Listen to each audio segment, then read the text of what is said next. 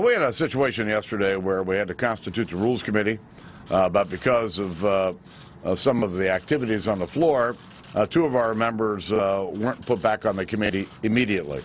I had not had a chance to talk to them. I had not had a chance to talk to our members. But this morning, I told the members the same thing I'm saying here. We're going to have a family conversation, which we had this morning, about bringing our team together. All right, that was Speaker John Boehner earlier today. Now, he apparently is taking revenge against conservatives who tried to have him removed as Speaker.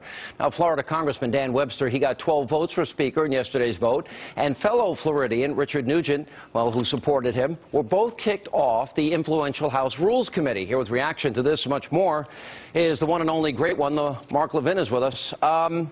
You know, it seems to me that the opposite should happen, that Speaker Boehner, who's going to meet with President Obama next week, Mark, should go to these conservatives and say, let's talk. What's the problem? What can we do? Where is it that you think that I'm failing as Speaker? And what can I do better? And how can we work together against the radical Obama agenda?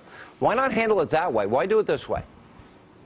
Well, why not talk to Obama and Pelosi and Reid the way he talks to conservatives who think he's done a lousy job as Speaker? As a matter of fact, Sean, those 25 patriots who didn't vote for him for Speaker are in line with the vast majority of the Republicans. Pat Caddell did this huge poll, and as you know, by profession, he's a pollster. 60% of Republicans in this country, obviously outside the Beltway, do not want John Boehner as Speaker. And about 85 or 90% of the Republicans in the House do. And several of those freshmen who said they would not vote for Boehner as leader did. Very cynical. And they're dissembling. Let me just tell you this. Under John Boehner, he has adopted Nancy Pelosi's policies. The members don't get to read these massive omnibus bills 72 hours in advance. They're not putting legislation through subcommittees and committees so members know what the hell's going on and the American people can participate in the process.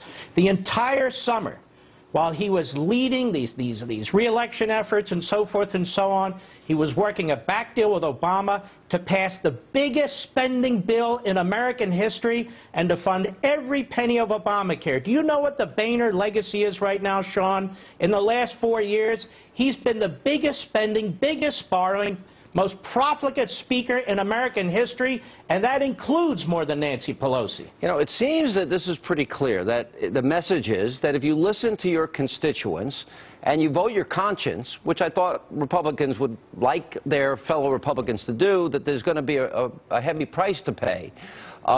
Is there any way to rectify this? Matt Salmon of Arizona said if Boehner continues this, there's going to be a massive rebellion against him, and he voted for Boehner. What do you think should happen? Yeah, well, it's too bad he and about 4 or 5 others didn't follow the lead of the 25 patriots, because then Boehner would have gone to a second round and maybe he wouldn't be conducting himself this way.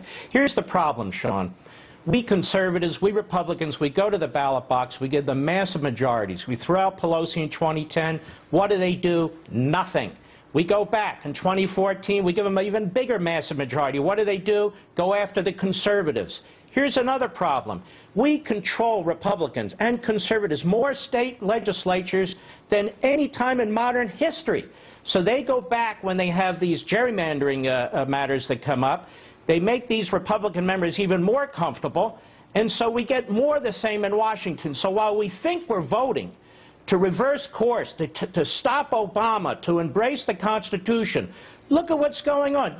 What is Boehner doing today? Has he given one thought on how we reverse Obama's unconstitutional conduct? Has he given one thought about the debt, which is so high it's unbelievable? Do you know the Social Security Disability Insurance Fund at the end of 2016, 2 years, is broke?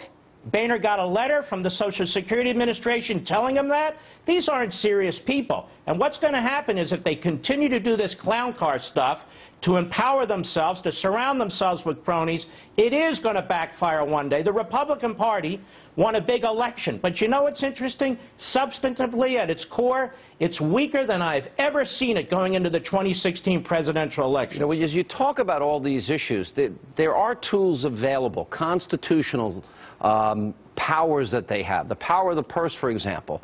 You know, you talk about the increase in the debt and the deficits. I think what conservatives like you and myself have been saying, use that power there seems to be an inordinate fear that they will be blamed, that there might be some type of retribution. Isn't it just the opposite? Doesn't taking a bold stand stop robbing our kids? Doesn't that end up helping them at the ballot box? Isn't that better politics? Yes, because politics isn't about whether we can do something today or tomorrow. I often hear it said, we got to do what's possible.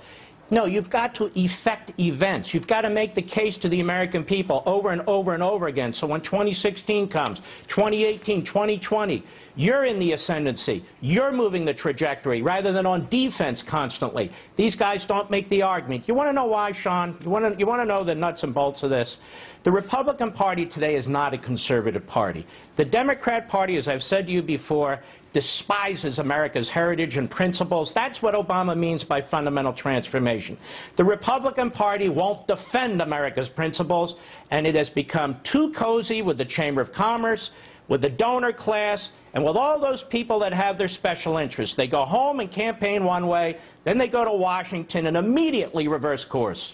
All right, the great one, Mark Levin, nationally syndicated radio host. Thanks, Mark.